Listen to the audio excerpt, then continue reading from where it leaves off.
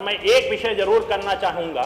हमारे विपक्ष के सारे साथी यहाँ पर बैठे हैं। कल मेरा नाम लेकर के एक विषय उठाया गया था जाति जनगणना कि जिनके लिए ये चुनावी फार्मूला है वो उनके लिए चुनावी फार्मूला हो सकता है, पर हमारे लिए ये भावनात्मक मुद्दा है कि आरक्षण की बात करते हैं। मैं याद दिलाना चाहूँगा, केंद्रीय विद्यालय में, नवोदय विद्यालय में और सैनिक स्कूल में आरक्षण देने का काम किसने किया। बाकी इस विषय हमारे बहुत सारे वक्ताओं ने कहा है, पर मैं एक विषय जरूर करना चाहूँगा।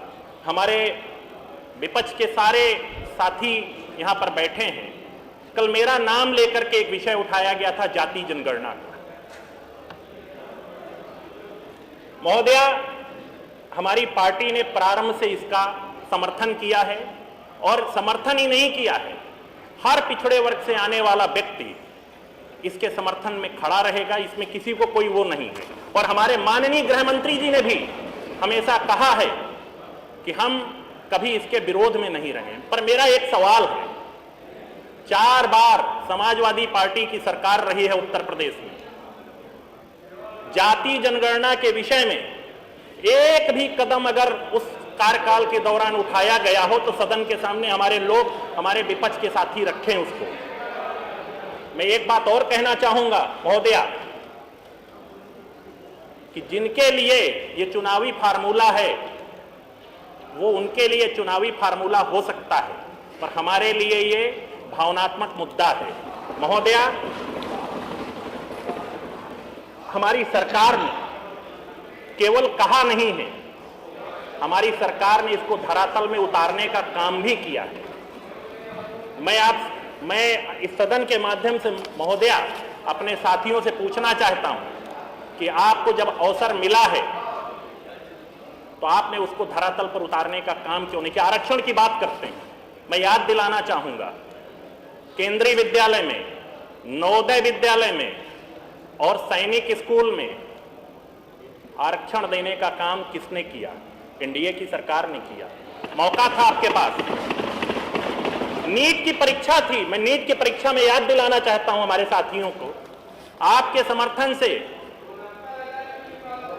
मैं सारी बात करूंगा, 2004 से लेकर 2009 तक यूपीए की सरकार थी और समाजवादी पार्टी के समर्थन से वो सरकार चल रही थी।